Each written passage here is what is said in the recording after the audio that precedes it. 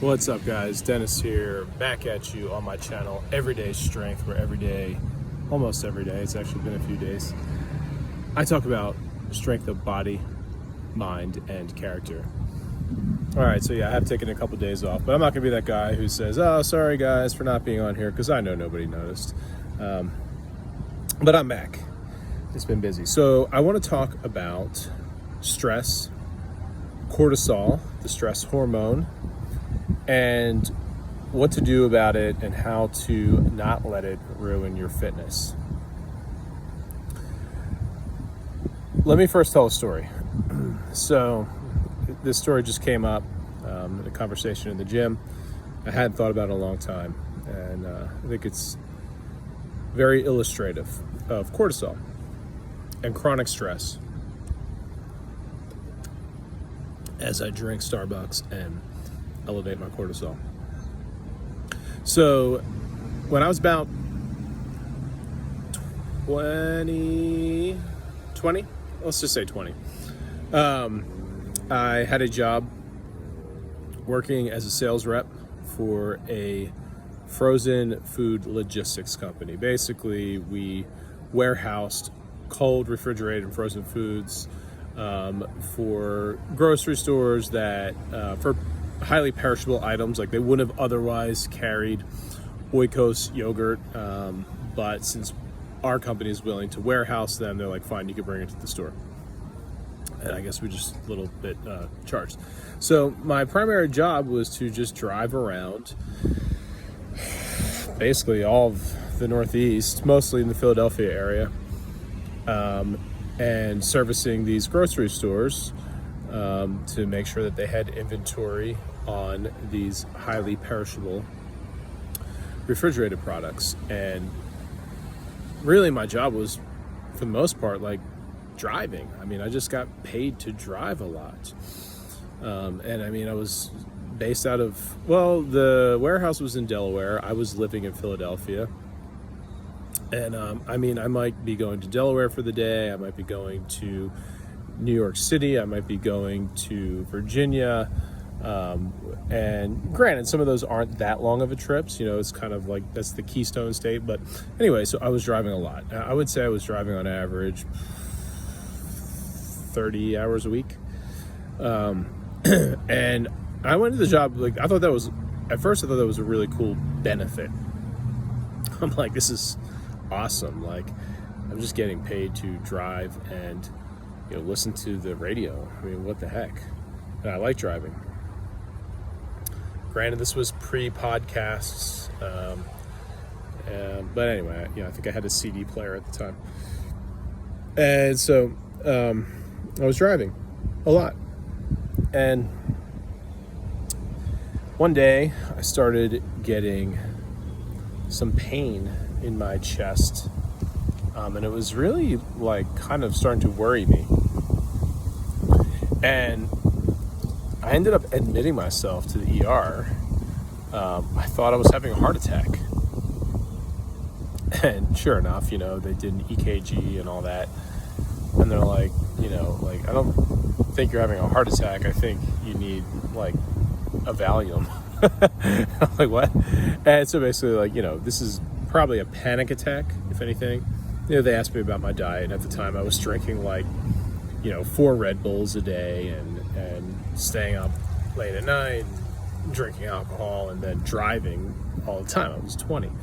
And so what I came to learn was that I was dealing with some sort of chronic stress. And this is the message I want to get across. Stress, if what is stressing us out, we are exposed to it on a daily basis, it's carrying over. It's building up underneath, a lot of times underneath the radar, under the threshold. We're just kind of living with it and dealing with it. And then it can all come to a head. And sometimes it happens like that. And I had that panic attack. And then the car actually became a trigger. And I ultimately had to quit that job because I was like just getting so tense in my chest during driving, and I was going to grocery stores and getting extremely lightheaded, and I was having panic attacks. And so what I did was I quit the job and I moved back down to Florida with my friend, who luckily was still living there, and I still had a room. I guess it's a different story. And I left my car behind. I just flew down. I said, later, Mom and Dad. I was living with them in Philly, flying back down to Florida. And I'm leaving the car here. Let my brother drive it. And I didn't drive for an entire year. I got a mountain bike. I got a job as a Jimmy John's bicycle delivery driver. I got a job on Palm Beach Island as a waiter, and I would ride my mountain bike there until ultimately it got stolen, and then I rode my skateboard there. But I went a full, strong year of no driving. And I got into incredible shape that year. Lost a ton of weight, was able to see my abs. You know, I made a game of the bicycle driving. I mean, I would just pedal as hard as I could. And ultimately I got over the stress cycle. And eventually I actually flew back up to Philly. And the very first thing I did was hop in my car and do a road trip, a cross-country road trip. And my parents were going, I thought you couldn't drive. I thought you had like anxiety. And I said, I think I'm over it. You know, I've removed myself from the stressor long enough that it was no longer a trigger. Now, let's talk about a little bit of the science of what happens. So when your body experiences a threat, it first releases adrenaline, and that's like the fight or flight, run away from the bear, run away from the lion. And you can really perform like some pretty incredible feats of human strength and endurance with that adrenaline. And then what follows is cortisol, and cortisol is a stress hormone. It's catabolic, so it'll actually release fatty acids and break down muscle tissues so that your body can use its own fuel sources for fuel.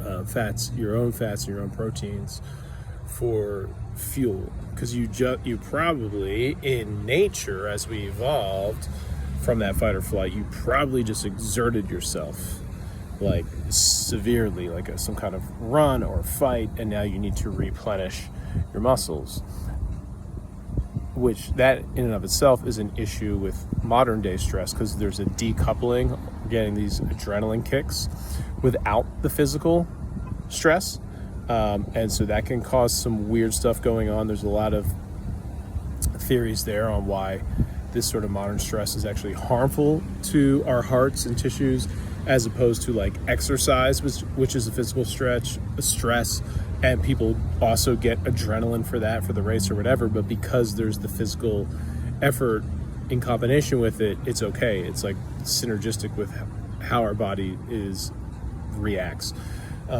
And so you have cortisol kind of there to help your body free up tissues for energy. Another thing that it does is it creates a negative feedback loop. So once cortisol makes its way into the brain gets the signal, oh, we're in the cortisol phase now. We must be removed from the threat. Otherwise, we would still be pumping adrenaline, right? If you're staring at a lion, you're just going to like pump adrenaline for as long as your adrenals will allow. Or I guess maybe if you defeated it. But so this cortisol goes to our brain and says, okay, the threat has been removed, and it tells our brain to down-regulate that stress cycle. The problem is when we get exposed to stress day in and day out. Think about like traffic, and that's what happened with me. Getting this road rage, traffic, I'm getting tense, I'm releasing adrenaline followed by cortisol, and over time, your brain becomes desensitized to cortisol. So cortisol is allowed to hang around in your circulation kind of like permanently. And you can imagine what might come from that, right? And it's weird because you think like, oh, well, it's catabolic. maybe you'll lose a bunch of weight, and some people actually do. But usually that kind of long-term stress, there's some sort of counter mechanisms that you end up storing fat, like especially around the belly. You get that pouch. And yeah, maybe you're catabolic, but it's not in a good way at all. Like you're gonna maybe probably burn up muscles that you'd otherwise want, and then kind of just storing energy as fat, and it's not good. It's dad bod mode. And then it can lead to things like panic attacks and anxiety disorders and negative thinking and negative behaviors and coping mechanisms and substance abuse. And it's all because we didn't recognize what was happening under the radar. And so this is why I encourage people to, well, exercise is a great way to intervene with the stress cycle. It'll help you get a better night's sleep and break up that cycle. There's some cool supplements like rhodiola, helps resensitize your brain to cortisol and helps get things back into balance. But doing breathing exercises. I just went on a podcast, The Hunt for Fitness with Dr. Tunis Hunt, or Hunt for Wellness, part of the F3 Nation, and I talked about breathing, and I didn't really talk in too much depth about why. But a lot of us recognize where our stress is coming from, and some of us don't even, but we all have it on some low level, some low grade. And so implementing a daily breathing practice can really help to offset some of that. Doing something like the Wim Hof, which takes about 11 minutes in total, can help you get into that parasympathetic state. Box breathing, all these different breathing apps. Calm. Find a breathing app that is designed to get you into the rest and digest parasympathetic state, and do it every day before you end up like 20-year-old Dennis, who can't get into a car without having an anxiety attack and then has to give up his car for a year. Now, if you can give up your car for a year, I say go for it. It was a great year. And someday I'd like to get back to that. But, cars are convenient, and at the very least, you want to be able to drive one if you need to. Because not everybody can just pick up and move to Florida and become a bicycle delivery driver and ride their skateboard to their night job. Because maybe you're not 23 and, maybe you have kids and you can't do that. So, breathe. Just breathe. All right, y'all. Peace.